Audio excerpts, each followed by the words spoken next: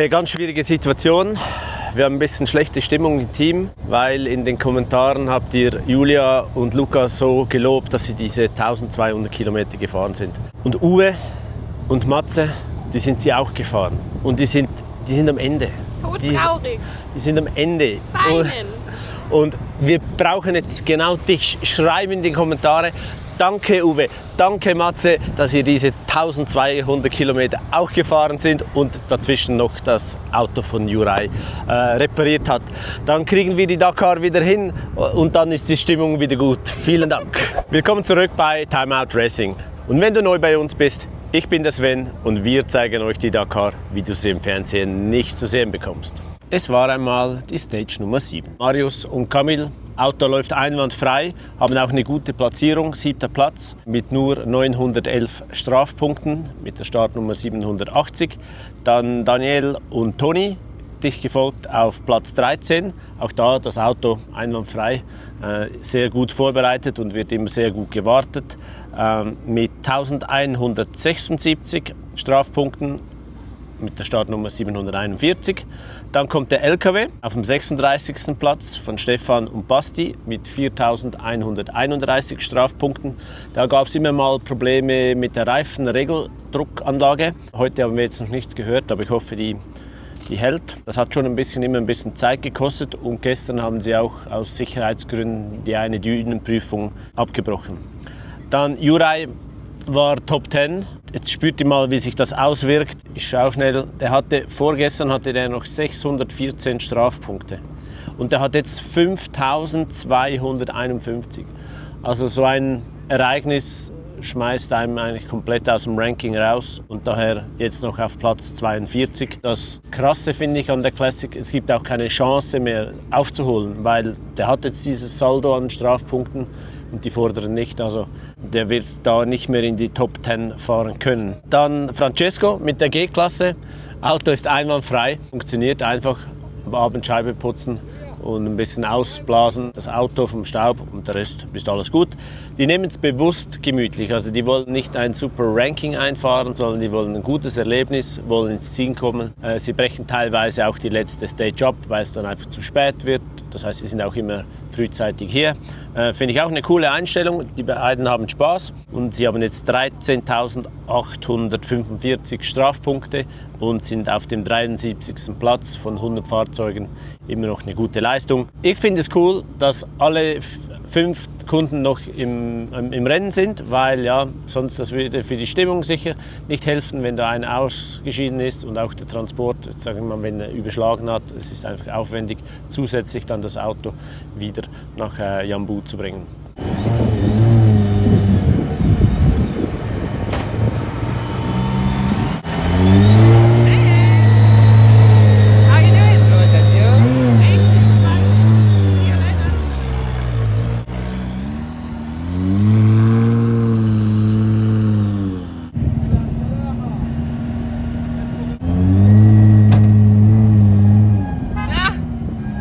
Mir reicht's, ich fahr heim.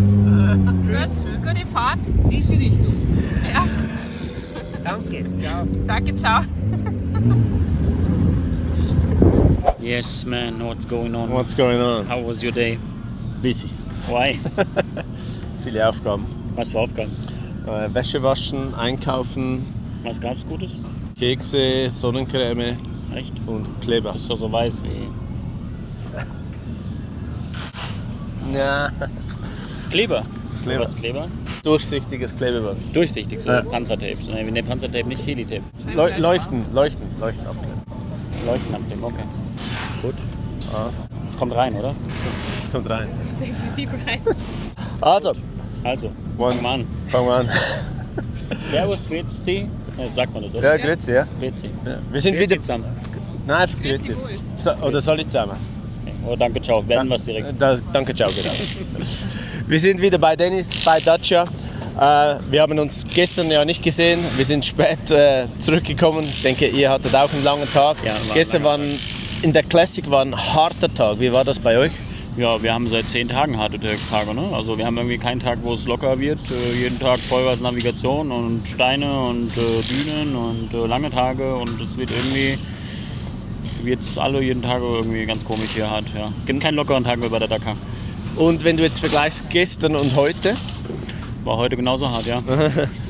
Einfach Gestern kürzer. 460, heute 480 Kilometer Wertungsprüfung. Also wir hatten heute den längsten Tag, also die Wertungsprüfung, den längsten Tag der Rallye.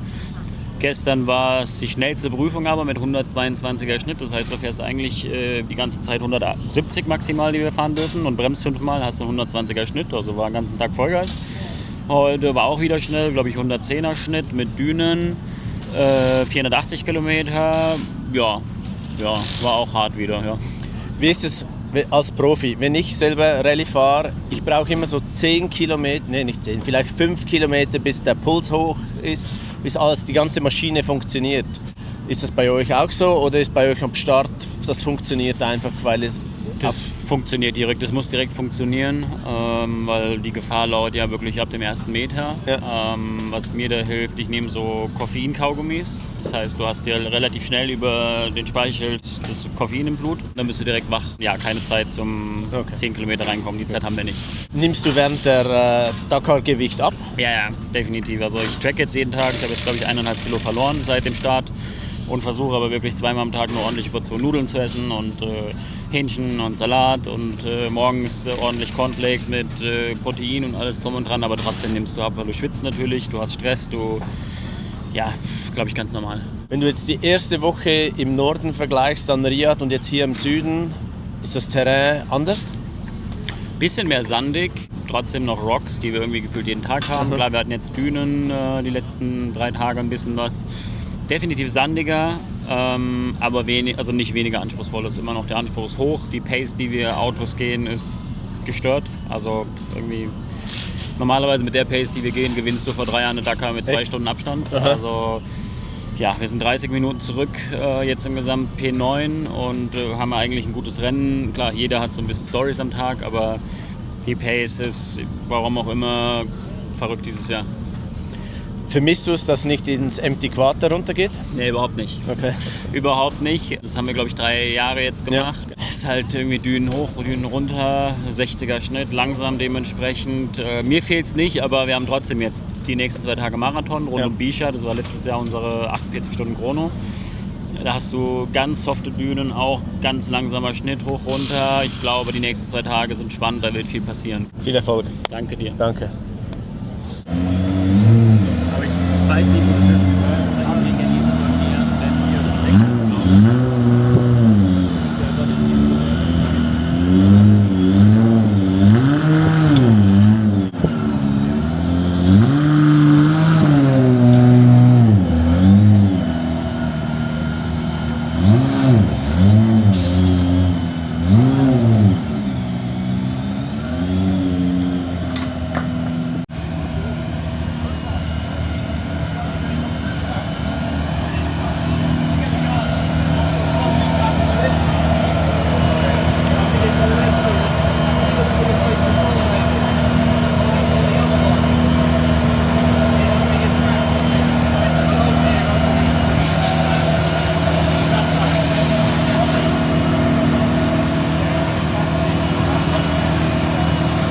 Also hier ist das Auto von Cristina Guterres. Die hatte vorne links einen Schaden und jetzt wird das Auto vermessen. Kann also gut sein, dass die irgendwo eingeschlagen ist. Die hatten heute nicht so einen guten Tag.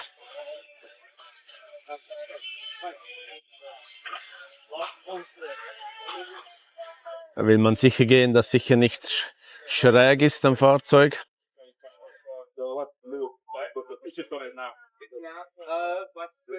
Wir haben an der Tankstelle, stimmt nicht an der Tankstelle, doch an der Tankstelle hat es ein Restaurant. Und da haben wir Mittag gegessen gestern, der Rudi und ich. Und da gab es so leckere Zwiebeln. Die sind süß, die sind nicht scharf. Haben wir zusätzlich noch eine gekauft. Und das habe ich schon mal mit Uwe gemacht, ein paar Jahre vorher. Und die sind immer ein bisschen verwundert, warum wir jetzt eine Zwiebel kaufen wollen.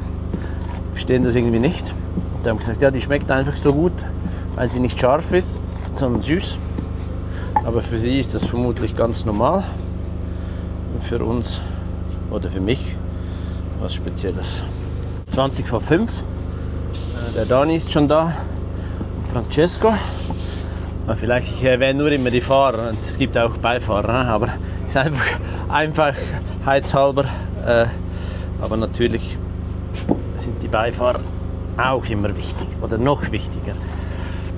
Sonst findet man ja den Weg nicht. Michi, das ist nur für dich. Michi, das ist nur für dich. Genau. Einwandfrei. Es ist nicht nur Werkstatt, Mediaraum, sondern auch Friseursalon. Und Schlafzimmer von Rudi. Und Schlafzimmer von Rudi und Schlafzimmer von Matze. Wie gefällt euch der Hoodie von Luca? Hat er von den Chinesen bekommen. Bei uns sehr Chinese Motorcycle. Chinese Motorcycle. Gibt unterschiedliche Meinungen bei uns. Mir gefällt er, andere sagen, na, geht gar nicht. What do you say about the hoodie? Sehr schön. Und, ja. Ah, okay. We have split opinions. Nein. Nein? Ich liebe es. Ja, Ja? Danke. Einer mehr. Gut. Wir müssen ein Rating machen, oder? So eine. Ja, ein Rating. Ja. Also ihr könnt den auf jeden Fall nicht kaufen. Not for sale. Ja, eigentlich nur fürs Team Von den Chinesen. von den Chinesen. Und wie hast du den bekommen? Warum hast du den bekommen? Ich war an der Tankstelle und dann ist er mir über den Weg gelaufen. Dann habe ich den gefragt. Ja. Und dann habe ich den nochmal getroffen. Und dann bin ich hingegangen und dann habe ich ihn abgeholt. Nice. Ja. Danke, ciao. Danke, ciao. Der Tank von Jura leckt. Und jetzt pumpen wir das da um. Ist zu wenig. Langen Schlauch. Das war meine Vermutung. So, jetzt haben wir natürlich ein Problem, weil wir nicht wissen, wie wir rankommen. Wie die 100, also die 120 Liter raus. He? Ja, Wir bohren ein Loch. ja, wir wollen ein Loch, ist wäre schon drin. Na, Können warten. Ne?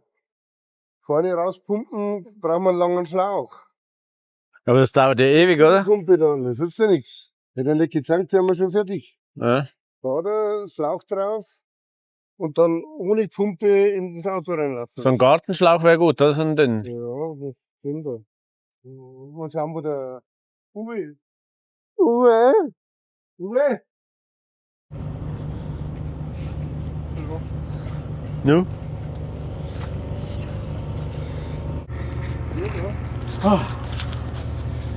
For the rear. Yes. First we have to measure. We have a measuring tool. Schubladen. Schubler. Yes. Same? Let's see. Now is the moment of truth. It is absolutely the same. Very nice. Absolutely the same. Where did you get the part? Compagnie Serrain. Ah, Compagnie Serrain from France.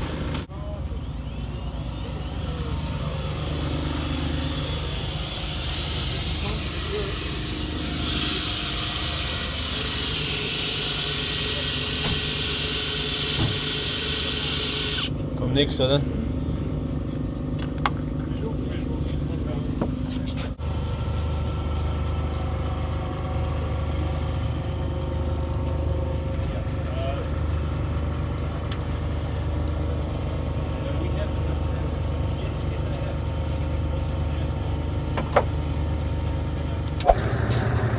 Gibt es viel zu arbeiten am Auto?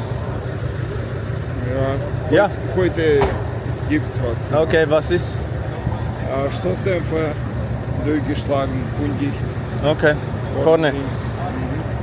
Aber wir haben vor 3 Tagen neu eingebaut. Oh nein. Ja, sonst nur ganz normale Innendienst. Gut. Bei dir alles gut? Bist Ja, du wieder gesund? Ja, ich bin wieder gesund, ja. Gott sei Dank.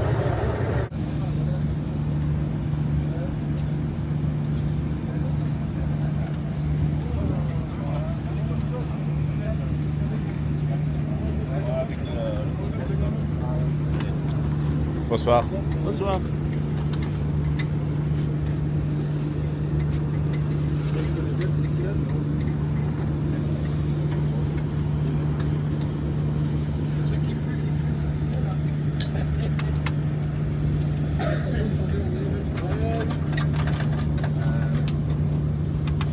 Ça, les autos des vrais autos de sport, ouais.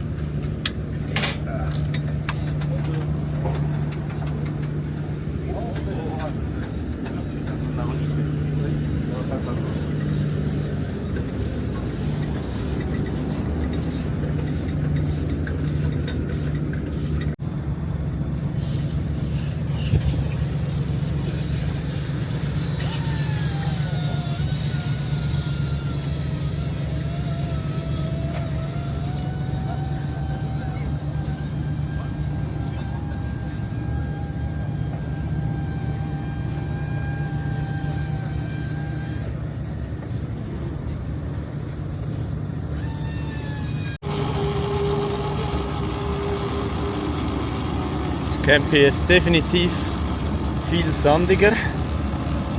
Das heißt, mit dem Suron ist es schwieriger zu fahren.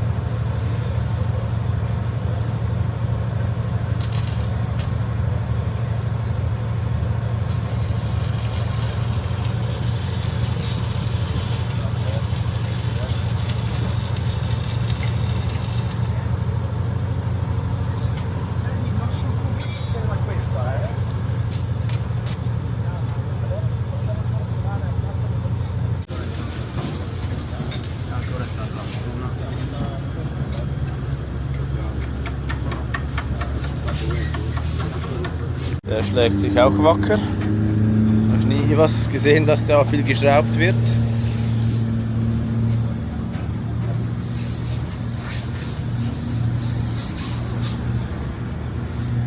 Die Pajero gefallen mir wirklich gut. Ich finde die Form so klassisch Rallye-Style.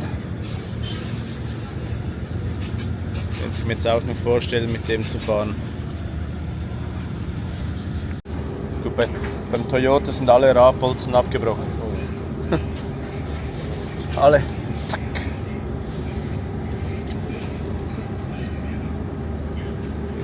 Was ist gebrochen? Dämpferaufnahme unten und durch dann die Übertragungskraft die Federaufnahme. Aber alles halb so schnell.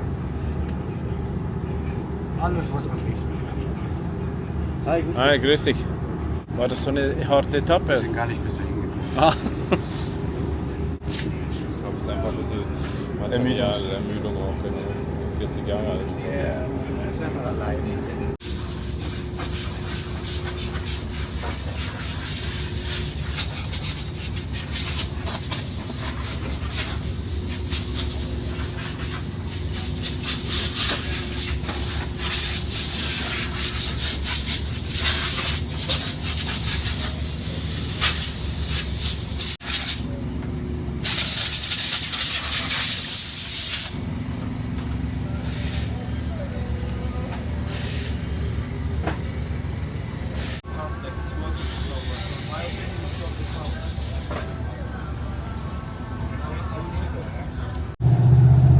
Also ich habe gedacht, wir haben gutes Licht, aber die Chinesen da, die haben noch mehr.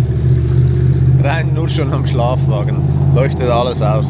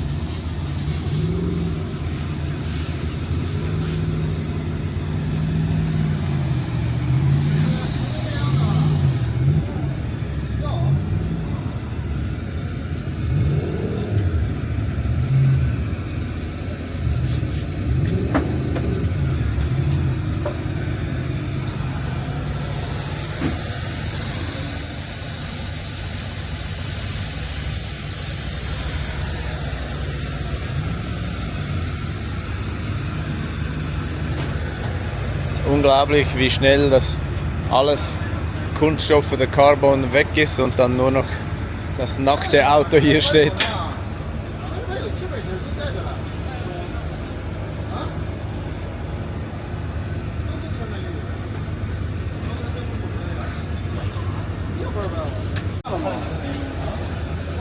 Also Licht haben sie genug.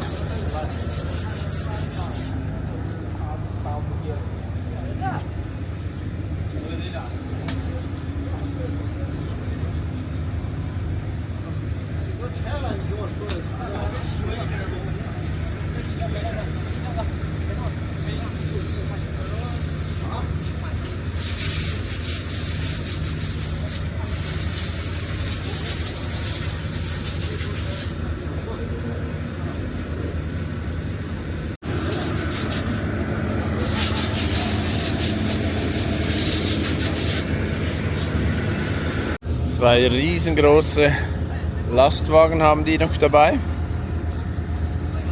Vermutlich Camper und Meetingraum in einem. Und der hier hat so eine Box zum Absetzen hier.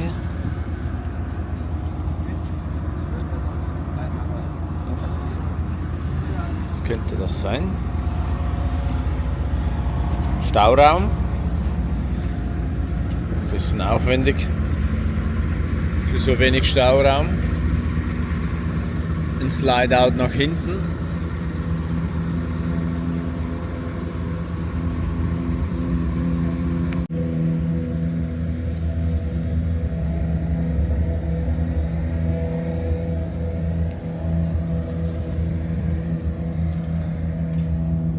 Die chinesische Zulassung.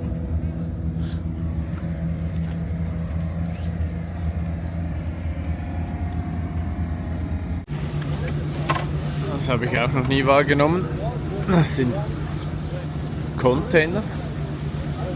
Einfach 2 Stück.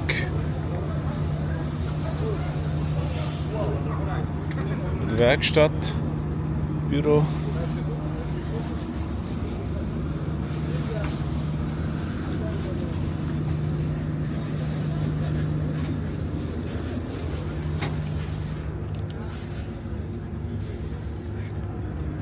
Werden die transportiert.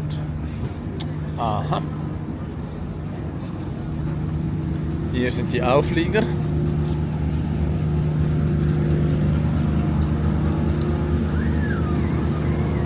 Dann kann man da die Stützen herunterfahren und mit dem Auflieger wegfahren. Noch nie gesehen.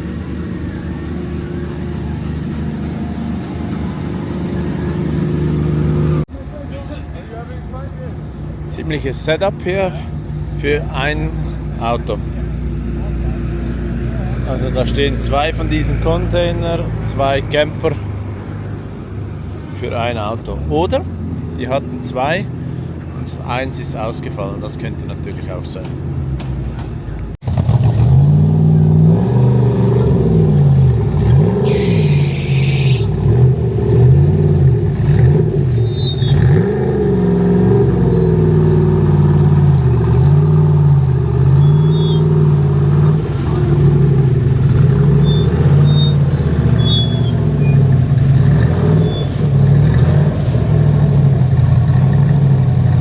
Ein weiterer Tag geht für uns zu Ende. Heute gab es ein bisschen mehr zu arbeiten, wieder am Auto von Jurai. Bei der G-Klasse ein bisschen am Stoßdämpfer, aber da können wir nichts machen. Der hängt jetzt ein bisschen schief, aber sonst die Autos sind gut beieinander. Wir können morgen wieder mit allen Fahrzeugen starten. Ich hoffe, das Video hat euch gefallen. Wenn ja, ihr kennt es, liked das Video, kommentiert es. Unbedingt wieder jetzt nochmals als Reminder Uwe und Matze erwähnen, was für eine fantastische Leistung die gemacht haben gestern mit den 1200 Kilometern und der Reparatur von Jurais Auto. Und was habe ich noch vergessen? Ja, Kanal abonnieren. Das war's für heute. Wir sehen uns morgen wieder bei Time Out Racing. Danke, ciao.